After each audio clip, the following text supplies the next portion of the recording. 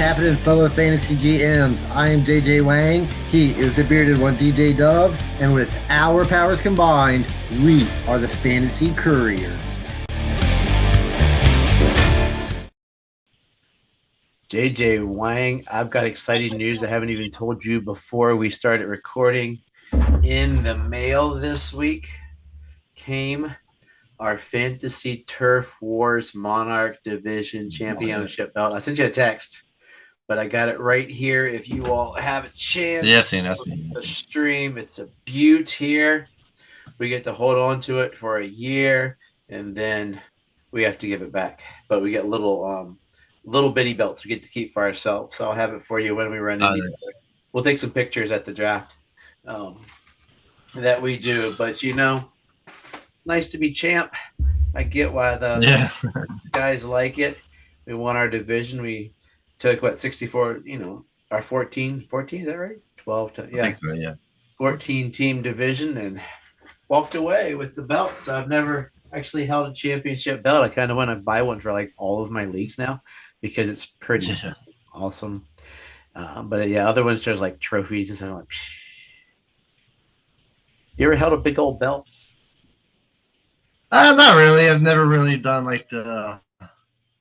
the actual belts themselves. No, I've never been in a league where they've actually done the belts. It's always been trophies. I've never really held one of the wrestling belts. So no, I have never done it. Yeah, I've always wanted a wrestling belt, and I got some cheapo one that fell apart for our one league. And then I had one group had a trophy one year, and then God only knows what that is. Our auction league originally had a trophy when it was the previous iteration of the league, and I have no clue. I think one time we drank out of it too, so it's pretty gross and probably molded through and stuff. But it's a fun little trinket we got there, and we get to support Fantasy Turf Wars, and we'll have a little. They gave me some things that will be giving away some prizes in the upcoming weeks once I remember to do that. So we're gonna give away some Fantasy Turf Wars. I got this thing, one for each of us. I haven't told you anything. We haven't talked. It's a draft coin, a coin flip. You can if you're at a draft, you don't know who to pick. You just flip the coin. It's got heads and tails from Fantasy Turf Wars. So, Kate sent some of those. So Corey sent some of those, and we will give those out to some people that are listening to the podcast. So keep listening for the chance to win a free coin from Fantasy Turf Wars. So it looks like a good poker chip. So anyway, we are going to go through. We're a couple weeks here, and we're sort of in that lull. We had the excitement of rookies. There's still some rookies going on. You're probably, if you're doing Dynasty, in the middle of some rookie drafts. We got some coming up. I got a league I've dropped the ball on. I got to get our other league in order. So sorry, guys, in Dynasty Diamonds. We'll get there. It'll take you all as long to get on those. There's plenty of time. It'll take them as long to get on the site as it will for me to get all the cash spent out. So sometimes it's like pulling teeth. Love you guys, though. But I think we trimmed some of that fat, so we'll see what happens. But anyway, so what we're going to do the next 4 weeks, actually, is we're going to go through not each division, and we're going to sort of look through. We're going to look at each of the skill positions and rank each team based upon their skill positions. This week, we're going to look at the NFC, AFC East. Next week, we go Central, South, West, and so forth for the next 4 weeks. And as we know, this could be fluid. Guys could be signed. It's June 1st is coming up really quick. Those June 1st cuts that maybe we don't know about could totally blow this out of the water. Some June 1st cut could sign. Aaron Rodgers could be a Steeler. If we were to do that today, we'd have to pretend he's not a Steeler, which could totally change a lot of things. It could change DK, it could change Mason Rudolph totally, but it could change as we go through. So, as I said, this week we're going to start with the AFC and NFC East. Where do you want to start, AFC or NFC? Well, maybe just start with the AFC. That's why I got pulled up already. Okay, me too. I was like, phew. So we're going to look at the quarterbacks. AFC East, 4 quarterbacks. In my opinion, one you really want, one we're starting to kind of want, one that needs to stay healthy, and one that do we like him or not? So we're looking at quarterback for the Bills, Josh Allen, quarterback for the Dolphins, Tua Tagovailoa, quarterback for the Patriots, Drake May, and quarterback for the New York Football Jets, currently Justin Fields. What do you think of this bunch? I mean, obviously we're going to go Josh Allen number 1, but where do they pan out with that? How do you feel about these quarterbacks and so forth? Yeah, Josh Allen is the clear number 1. He's been the number 1 quarterback for years. Justin Fields is probably last, as much as that hurts to say. He just hasn't been able to really um, perfect his passing, and he really wasn't running that much last year with Pittsburgh. So if he's not really running, that kind of limits his upside there. I think the biggest question is between Tua and Drake May.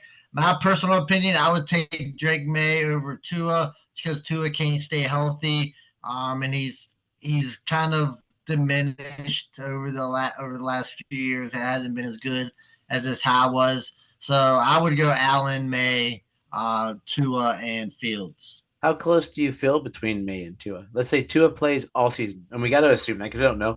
Say Tua doesn't get his head wiggled. He plays all season with Waddle, Tyreek, Jonnu, and that three-headed backfield. How close is it to Drake May? I don't know if it's say Drake May is probably around like that 11, 12, 13 quarterback, and I say Tua is probably around 18, 19, 20th quarterback. I think Drake May has some doesn't run at all. And I think just the overall weapons like the Tua is using, I think with the fact that he is injury prone, I think his passing yards are going to go down because he's not his yards per attempt is going down over the last few years. It's going considerably down. At one point, it was like 9 yards, and then it was 7, and then it was down to 4. That's just because of the risk factor. They want to get the ball out of his hands. That's probably the reason why Jonnu had such a big year last year. He's dropping it off to that tight end. And I think his weapons, I know Tyreek Hill, I know he's still got that wrist injury. I'm so kind of worried about that. And I'm just not a fan of Waddle. I know Drake May's weapons aren't all that effective. But I mean, if I was taking a quarterback, I would definitely take May, but there's no way I would draft Tua. May, I got Tua everywhere, and I think just to make it fun, I think they are that close. Like I could even haven't done rankings yet for the summer, but I could see them being ranked like 13, 14, 12, 13, somewhere in there, depending on how quarterbacks hash out. But I'll take experience over what CJ Stroud fooled me once. Had a stellar rookie year. Drake May had a pretty good rookie year. You got me on the Drake May train. I wasn't. But if we look at Drake May, he played 13 games, 2,200 yards, 15 touchdowns, and 10 interceptions. It's not spectacular, but he looked confident he could run. So you got some legs there. Tua runs, he's dead. But I'm gonna go. If he runs, it looks bad now. He looks so scared to just die. Like his helmet's gonna be ginormous. But I will take the experience. But I think they are that close. I think they're closer than you probably thought. I think they would be. But Absolutely. I don't think. I mean, if you look at the rankings, that Tua is more of a lower end QB2, and then makes closer to the higher end. There's nobody's got faith in Tua that he's going to play the whole season, and you don't really want to rely on a quarterback that you think. I know you don't like to think of injuries, but with Tua, I mean, you've kind of got to work that into. So when you're going into a fantasy, you're going into a draft, you're going into your season, you don't want a quarterback that's questionably going to play only half a year. So I think that's what makes the difference. If you're playing redraft, I think Tua is a guy. I mean, you're going to get him so late that you can take him and then throw right in here some guy that's like treading along the line. Yeah, Baker. Baker beats you high, but another one of those guys, maybe Drake May. That's just it. You are going to get him late. So, and when you're getting him late, that means he's going to be ranked lower.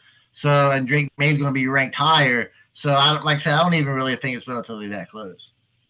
So basically, we agree. Josh at the top, Fields at the bottom. I mean, I think the Jets should run Fields, but they also have Breece Hall and like 2 other young running backs. Don't get your quarterback killed. Yep. That's not what we're doing. Then we're split on Tua versus Drake, and it's always a pondering of is it Adams fandom or not. We'll definitely see. Adams fandom. It's waning a little bit. I picked up Quinn Ewers because I like him better than I don't like Zach Wilson at all. He's garbage. But anyway, let's go to the NFC East now. So we're looking. Dallas has Dak.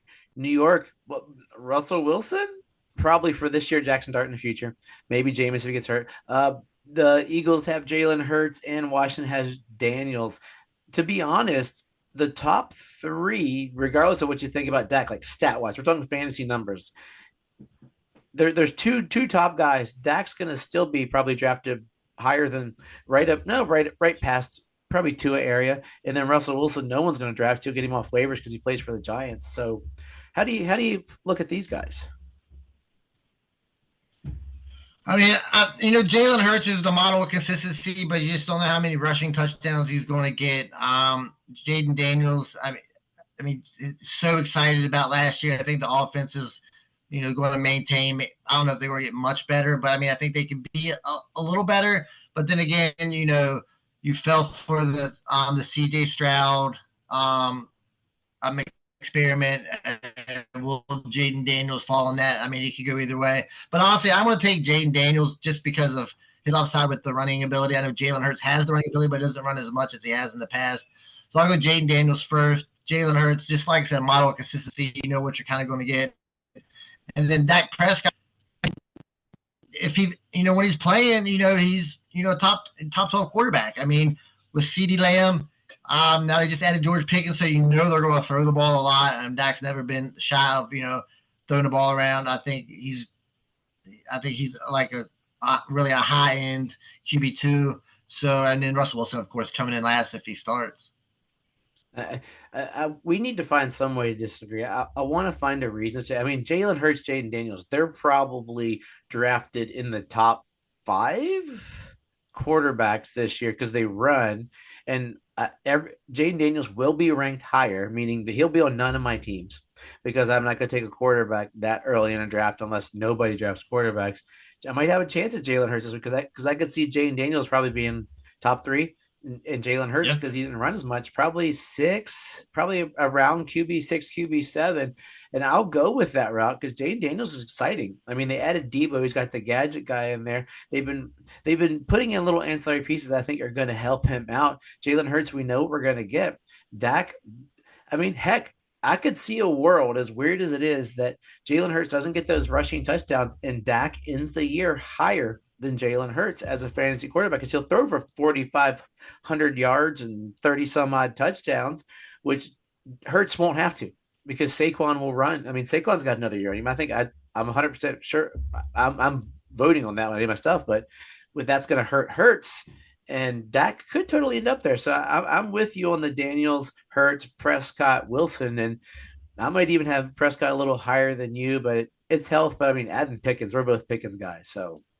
It's amazing. I mean, I like this Prescott as a fantasy quarterback, not so much as like the Dallas Cowboys real quarterback, but I mean, fantasy wise, I think he's good. But just with Jalen Hurts, how many rushing touchdowns as far as tush pushes is he going to get? I feel like that's always been the basis of his, really help of his fantasy value. Is he going to run as much? Is he going to get as many touchdowns? So if he's not getting as many touchdowns, I absolutely think Dak Prescott could slide in there as that number 2 quarterback in the division. Okay, so there we have it. Well, we agree way too much. Hopefully, we can mess with some things here as we're getting into the running backs. And I'm going to list usually number 1, 2, maybe a 3 if there's a guy in there that we can look at and see. We're almost looking at the star and then the backup support. So it might be 2 discussions here. Who are the top stars like of the RB1s, and then which team do you feel most confident with? Because we're going to talk about Devon Achane, who people are going to take in a top 6 running back. But just like with Tua, we're worried that he might get hurt. So you got to look at the guys behind them. So let's start first by looking at RB1s. We're looking at currently the RB1s in the AFC East are James Cook in Buffalo, Devon Achane in Miami. Who is it? It's a AB, but I'll go Ramondre for the time being because I think they're going to split carries all year. And Breece Hall in New York. How would you rank these guys? These are some good running. I mean, top 3 top loaded running backs there, right? I mean, they're 3 good running backs, but all of them have questions that can you rely on them? I mean, James Cook coming in with 16, 18 touchdowns last year. Is he going to get that many touchdowns with Ray Davis? They seem to like Ray Davis last year. So, I mean, that could be a little more of a split. With Devon Achane, I mean, yeah, he's good sometimes, but really not all the time. When Tua is playing, he's better. But how much longer is he going to be able to play at that level? If he's getting the passes, sure. He's not much of a touchdown guy, so it's kind of based on is he catching the ball. Breece Hall had a great rookie year, did not look good last year. Of course, they was using Braylon Allen a little bit in the beginning of the season. So I mean, I think this one's really really hard. But I think I'll still go with the best offense. I think I'll go with James Cook. Then I'll go Brees Hall, and then I'll go Achane. I'm just not a huge fan of Achane. I might be the oddball out there. And then of course Ramondre kind of being the starter now, but I'm not really sure how much longer that's going to last. It's intriguing there. I'm gonna keep. You got me convinced. I liked him, but I didn't love him. I still think Brees Hall is the best running back of the bunch, and there's a part that's going to say that Justin Fields' fear of running. Are they going to throw in some RPO, and will that should benefit Brees Hall? Because you got to be scared of Fields. I got to watch that Bears game multiple times with the multiple those plays against Miami years ago, and Fields just ran down and Josh McDaniels was like, "Stop! Okay, that's enough. That's it." But if they play with that threat, I'm gonna bank the Jets aren't total. They're coached better this year, so they have which guy do they have out of Detroit? I just lost his. Which one do they have? As far as what? Who's the coach of the Jets? It's the Detroit guy, isn't it? Ben Johnson. Ben Johnson, thank you. So he's did great up there. So Brees Hall, I'm gonna put it one, even though my argument always is the dude's never had 1,000-yard season, so it's still just going on that fantasy love. James Cook got that high because he scored a boat ton of touchdowns. Yeah. It's not going to happen, I don't think. I don't know if it's Ray Davis. I still think it's Josh Allen. I think they're going to be like, hey, why are we putting James Cook there? Let's prolong him a little bit. We got the giant monster. We don't want to hurt him, but he's bigger than the linebacker. So let's sit. And then Achane's there. Like I'll have Achane and Cook to me are neck and neck, although you're going to get Cook at a better deal. Cook's not Achane's going like 6. I'm going to gamble Cook's probably like 10, 11 maybe, because nobody's going to bank on the touchdown. So I'll go with Achane and Cook as a 3, but having them relatively like I won't get Achane because he's too high unless it's sitting there and it's between him and Cook. Just because they're so close to me that I will take him just so I can if you're drafting, we'll say it in the summer. If it's really close, draft for the guy you're going to watch and root for. If you think it's splitting hairs, if Cook gets the touchdowns, dude, he's the best guy here in the bunch. If not, these 3 guys could be boom, boom, boom, 7, 8, 9 in the year, 9, 10, 11 at the end of the year. It's that close. Ramondre, I love me some Ramondre, but Henderson and him, they could both end the season with 600-700 yards and 7 touchdowns apiece and call it a year. And they're great for the Patriots. The Patriots are building back up, and that's where they are. So I think the Hall, Cook, Achane, and Stevenson's where I roll. So yeah, I can understand, but I just have a hard time as Achane being the 6th best running back. I don't think he's 6. Yeah, I'm with you there. I haven't felt that way since he's come in the league. I know he's played much better than I thought, but my faith in it is just not there. And I think it's going to help him going into the second discussion next year that he's not going to have to touch the ball as much because they got Jalen Wright in here from 2 years, the rookie from 2 years ago, and then they brought in Ollie Gordon, who looks like to be he's a bigger guy, so with some speed to have in there. So that's a 3-headed monster backfield. James Cook's backfield. If James Cook goes down, man, I don't know who you want. Ty Johnson, Ray Davis, maybe. I love Ray Davis. They got Dartarian Evans and Frank Gore Jr. still there. It's nothing. If Cook goes down, Josh Allen is going to throw a lot of balls, is my personal opinion.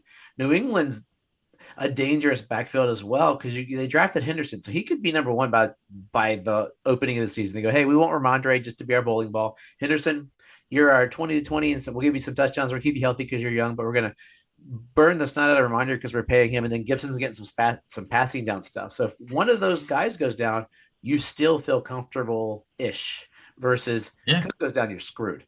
Hall's got Allen and Davis. I mean, they're good depth. All these teams have created, I think, personally, decent depth. Ty Johnson in Buffalo, I guess, but Braylon Allen and Isaiah Davis both showed a little, they both have played and not looked – they look like they're not going to be Brees Hall, but they've looked decent-ish. Like Braylon Allen was better than Isaiah Davis, but he had a couple good totes as well. So if you had to rank these 3 teams just really quickly, how would you rank them as a unit that you'd feel like, hey, if I lose my starter, I'm a little better deeper? I mean, it's New England won, then what?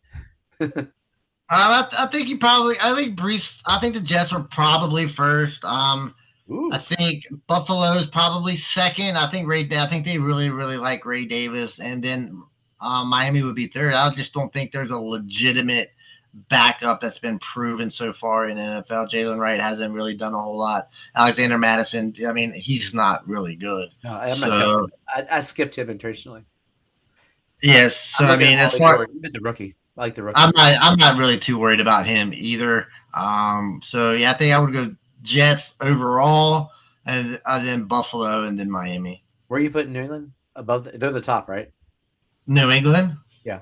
No, New England would be as far at the bottom as far as running backs. As far, I mean, as a course, you wouldn't like. I would put to me, Ramondre Travion would be somewhere. I would put them above Buffalo as a unit. So if I'm worried about if I lose Oh, James Cook, absolutely.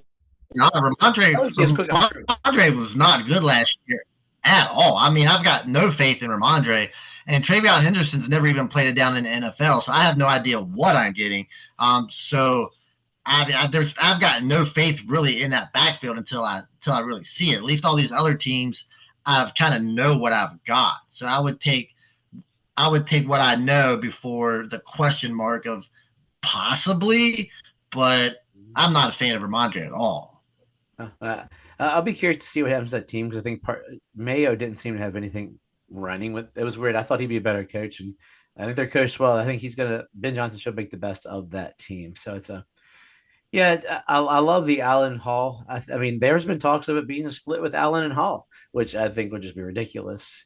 And there's depth behind the other team. That's why Buffalo's the only one that worries me because there's no depth. Let's go to the AFC, the NFC East. I think you're selling Ray Davis a little short. I think they really really like Ray Davis. And I think he showed some spurts last year. That he could handle the rock if James Cook were to go down. So and he can catch the ball too. So I think you're selling him short a little bit. I might be. That 3.9 per. I don't know. I love some Ray Davis. I guess James Cook just played so good that I faded him a little bit. And I wanted him to be better, and James Cook to not be as good. Let's go to the NFC East. We got Saquon. So should we just basically ignore the Eagles for now, right? Yeah, Saquon's a clear number one. Eagles clear number one starting running back. Yeah. Now we got so basically the Eagles are there. Saquon, he's probably he should be drafted RB1 off the board. So we're looking at three teams here. We're looking at the Cowboys with Javonte Williams, Jaden Blue, well, Sanders, and the Giants with Tyrone Tracy, Cam Scadaboo, Singletary still there.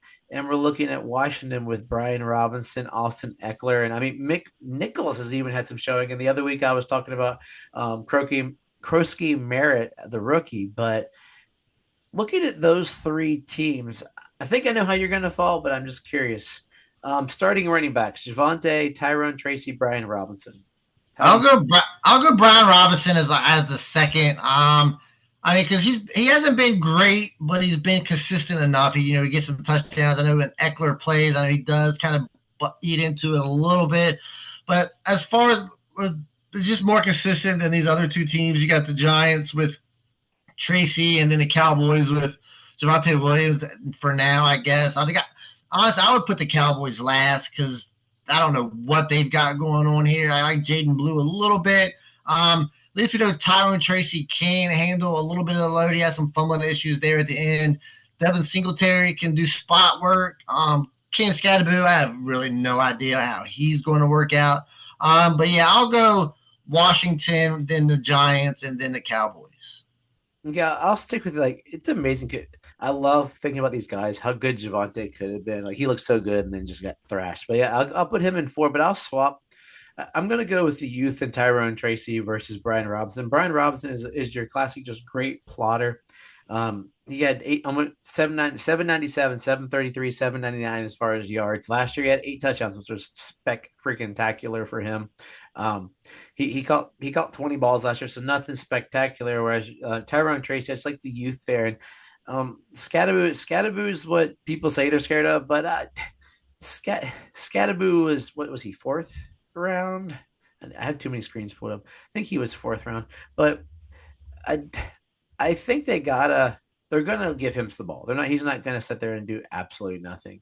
But Tyrone Tracy showed he can play it. There's not much vested, but it's still he was the guy they drafted. And I'm gonna give him the benefit of the doubt. Start season as scared as I am, but my Tyrone Tracy love is there. But Brian Robinson doesn't move the needle as far as being a starting running back for me. So I mean, these guys were, and then I love Javante, and I'll probably still have him on my teams this year because I think putting him in Dallas could be a good thing for him, depending on what I see come out of Jaden Blue in the preseason. Where would you? So we're looking at Robinson, Tracy. We got them swapped. Are they basically late RB2, mid to late RB2 guys? Where do we have those guys? Yeah, I think they're probably later RB2 guys because you're not going to be really excited about them. But I mean, honestly, it's kind of honestly it'd be kind of hard for me to even really put them in like an RB. I think they're more of probably like a flex play. I would feel safer as because like I'm just like Tyron Tracy. I mean, I like him a lot. It's just I don't know how if they're really that confident in him giving the ball. And like Brian Robinson, I like him a lot, but like you said, he's really not. He doesn't really set the world on fire. So I mean, I would feel better as these guys of like maybe high end flex plays, but yeah, I mean this whole running back, this whole division of running backs outside Barkley is just kind of crap. Do you have pulled up? Do you know who Saquon Barkley's backup is this year? Do you have that pulled up too? It says AJ Dillon, I, but I was like, wow, I forgot they signed him. Yeah, they signed him. So of the three, we still got Barkley up there. And I mean, if Barkley goes down, the Eagles are toast anyway. So looking at Dallas, New York, and Washington, sorry, Eagles fans, we just think Barkley's that good. Which team is the best core? So we're looking Williams, Blue, Sanders, Tracy, Singletary, Scadaboo, Robinson, Eckler, McNichols. I mean I would go with Washington just because of Robinson and Eckler. I mean they're both better running backs than any other of the two combinations you could put with New York and Dallas. I mean, I'd rather have Robinson and Eckler than Tracy and Singletary or Williams. I don't even like Williams, so it really doesn't really matter. So yeah, I go Robinson there, and then I'd probably give it to New York as far as overall, and then Dallas is last. I think they just don't have a very impressive running back room. Yeah, I even like Jeremy McNichols had a couple games where he looked like a decent play. Like I'll go with you on Washington. I'll give the advantage in this one and go with um, yeah, I'll go with New York and then Dallas, and then Dallas could be the one that surprises us depending on what comes out of the rookie. I think that's going to be the key to that one. So let's jump to where money is made in the NFL these days because passing is king. And let's look at the receivers in the AFC East. So we're looking the Bills have Keon Coleman, Joshua Palmer, Khalil Shakir as their top three. Dolphins have Waddle, Tyreek Hill, and they have Malik Washington penciled in here. I'm putting Nick Westbrook Akine, my favorite player in the world. And the Patriots have Diggs, Mac Hollins currently, and then you got they have Mario Douglas currently up there. They're not moving in Kyle Williams. And the Jets have Garrett Wilson, Josh Reynolds. Didn't they cut Alan Lazard? No, he restructured. And Alan Lazard sitting around there with rookie Arian Smith. Who are the top? Who's the top four? Let's do top three just because of time. Who are the top three receivers in this division? And then we'll talk about which group you think is the strongest. I guess with Tyreek Hill, you would still go number one. And you had a little bit of a down year last year. You know, still like I said, I mentioned that wrist injury earlier, so I'm kind of interested about what he does there. I mean, he's constantly giving clues that he may not be there. So I mean, that's kind of scary. But I mean, overall, I think I'll go Tyreek Hill. I still like Garrett Wilson a lot. Even though he hasn't, been, the great wide receiver that I thought it was going to be. Then after that, it's really tough. I want to say Keon Coleman. I'm really not a fan of Waddle, but I mean, I would probably go Keon Coleman and Stephon Diggs. He's a little older when he's out there when he plays. He's okay, I guess. So I'll go Hill, Wilson, and Coleman, I guess. I mean, it's not really all that impressive, honestly. Nothing too sexy on there. Like Hill's the number one, and then it's plug and play with guys in here. There's guys you want. Like I want Coleman to be good as well. I mean, maybe Joshua Palmer is a decent player. God only knows.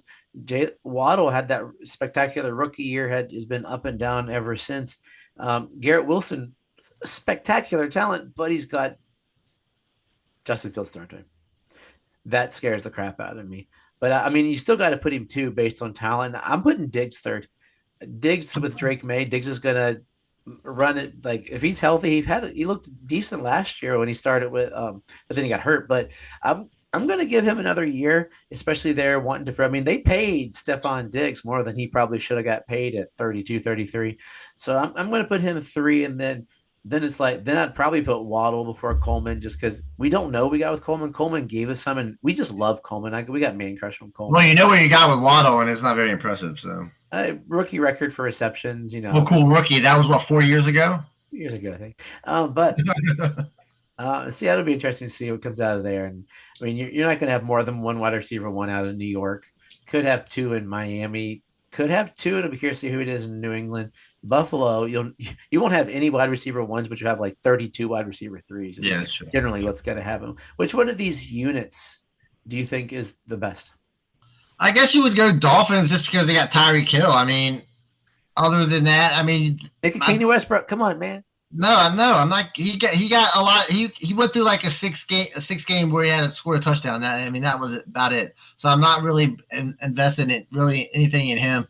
Like you say, Tyreek Hill's the best out of all these receivers, and like everything after the number one guy is kind of garbage on all these teams.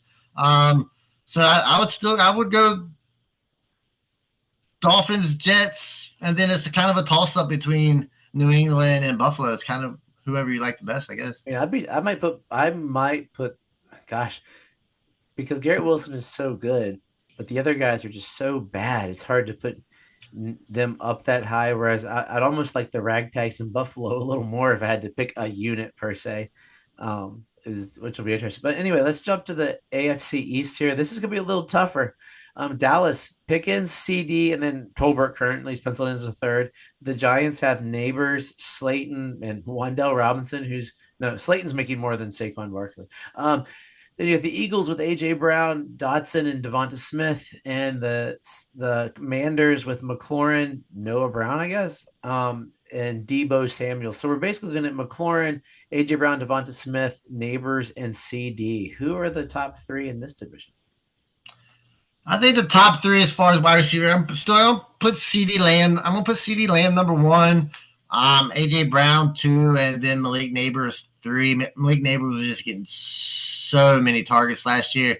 Hopefully that can stay the same with Russell Wilson, whoever's going to be the starter. We'll see. But I think them three is probably your best bet. Yeah, I'm with you. I'll swap Neighbors above AJ Brown because Neighbors isn't going to lose some stuff that Smith might steal. But then again, the Giants aren't going to throw a whole heck of a lot, so they're probably going to be fairly close within each other. And then McLaurin. I mean, if McLaurin gets what he got last year, he could be better than AJ Brown too. So it's possible. I mean, yeah, McLaurin did really good last year. I mean, like I said, it was the best season he's had in his career. So I mean, you kind of got to look out for that. I mean, it's come really, really late. AJ Brown's just been a stud his whole NFL career. So yeah, I mean, it would surprise me if McLaurin finishes ahead of AJ Brown. But going into the season, I would still prefer AJ Brown over McLaurin. Better receiving core: Dallas with Pickens and Lamb, or Philly with Brown and Smith? I'm going to go with the Cowboys just because I think CeeDee Lamb is so elite, and I think it's really going to when George Pickens is that deep threat. I think I'll go with the Cowboys. It hurts me a little bit. I think I'll go with the Cowboys, even though I like Devonta Smith and AJ Brown. Devonta Smith, I don't feel like he's really taken that huge step that I thought he would. I know it's hard with AJ Brown on the other side. You can't get as many targets. Saquon's a problem. Saquon's a real problem. Saquon's a problem too. So yeah, I think with the fact that the Cowboys have no running game and I think they're just going to throw it all over the place. I think the Cowboys are your number one here. Oh darn! I want to say Eagles. I like those two better, but what you said makes sense. I'll say Eagles just for argumenting's sake, because if George Pickens gets his head out of his butt, it's the Cowboys by a mile. It's not even that's a big if. That's a big if. Yeah, it's a big if. Like his head's so far up his butt right now, and he's just. But if he gets those two guys together, yeah, that could be the best tandem in the league. We were arguing that if Hunter is who we think he is, it could be like him and Brian Thomas could be stellar. Like there's some really good tandems this year. So it'll be interesting to see. And let's close out here with a really quick, your favorite position in football that's not loading on my computer. We're looking at tight end. Okay, real quickly. AFC East, we're looking at, wow, they have Knox penciled in as the number one. I'm going to say Kincaid. Jonnu Smith, Hunter Henry, or who they currently have Mason Taylor as the number one in the Jets. So are we going to agree Jonnu's number one in the AFC East, right? Or do you got Kincaid? I mean, I would go John Woo just because he's coming off a big year last year, and I think that offense kind of stays relatively the same. I think he's still going to get a lot of targets. Yeah. Then after that, I mean, Kincaid. Well, I want Kincaid to be good, but I mean, he really hasn't been. I mean, they even got him listed as a. They don't even have him listed as a starter here. So I mean, that really has got all you got to say about that. And then New England. I mean, they're going with Hunter Henry here. I mean, this is This is just bad. dreadful. This is Awful. bad. I want Awful. Mason Taylor to be good. They really, for everything I'm hearing and reading, they love him in New York. But once again, how many targets will there be? They say he's Yeah. raw, so we might be talking about him in about 2 or 3 years. Plus, I love Jason Taylor, so I want his boy to be good. But we'll see how that. But yeah, I think it's. I don't think any of those guys, unless I don't draft a tight end, I pick one off waiver wire, other than John New. I mean, I'll draft John New way too early because I want to. But let's go to NFC East. It's a little tougher. I mean, there's no super studs. We're looking at Jake Ferguson. The Giants doesn't matter. Theo Johnson, maybe he's a big body guy. I'd love to see him step up. But we're not even counting him. Goddard, and then Kyle Katera stepped up a little bit last year. So we're looking at Goddard, Ferguson, Zach Ertz, maybe Yeah. Ben Sinnott comes out this year. If you had to draft, I mean, if you had to draft, one of these guys is going to be your starter. The other guy's your backup. Who's it going to be? I mean, this is about as dreadful as the AFC East here. I mean, this is I really, think really number bad. one. I think I'm going to go with Jake Ferguson just because I think the Cowboys are going to throw so much, and I think there'll be some more targets. Theo Johnson. I mean, I've never known Russell Wilson as being a big tight end guy. So I don't know if he's going to throw lots of tight end. I like Dallas Goedert a lot, but he's never really panned out. I mean, he's hurt, he fumbles. I mean, he's just never really consistent enough. And then Zach Ertz, he's like 52 years old. I mean, he had a pretty decent year last year. Like I said, so I mean, I think between Zach Ertz and Jake Ferguson, and I think I would take Jake Ferguson just because I think there's going to be more targets to go around. I wish I could disagree. That was what I was going to think is going to happen with those guys. I want it to be Theo Johnson. I loved watching. I'm rooting. No, I want a lot of things, but it never happens. Or Chris Manhurts. Let's just take a third stringer for the Giants. I want somebody out of the blue that I draft. But yeah, I think it's gonna Ferguson. I think is gonna have a because he was hurt last year. I think he was had a down year, and then Zach Ertz just somehow he scores touchdowns just to be a pain in their butt. So those are our guys in the East. We talked for a long time. Hopefully you made it with us. We'll try to shorten it up next week, but. Why not? We get to yuck it up at once a week. Give us some words of wisdom, and let's get out of here. Yeah, I just got a quick question for you. I heard that they were coming out with a new movie, a remake. I know what you did last summer. I mean, I thought I know what you did last summer. It was a good movie. The second two, not so much. I know the Scream movies, they did remakes. They're doing a lot of remakes. So just the question, are you a fan of the remakes, or you're just like, it doesn't really matter? I'm getting tired of them. There's some that have been like fun to watch. Like one of my favorite movies is called Highlander from the 80s where you chop off all the guys' heads. They're doing a remake of that one. I think it's Helmsman. I forget who's it, but some of them I watch them, but it's nothing that I'm like running to the theater to go, man, I don't go to theater anyway. But I'm gonna be like, yes, I want to go see this. Like I would have did last summer. I'm not a big horror movie. I saw it back in the day, but I probably will never see that movie. And a lot of the remakes, like Disney's really ruined remakes. Some of the other like isn't there an idea in the world anymore, or do we do such a good job in our generation that they can't think of anything?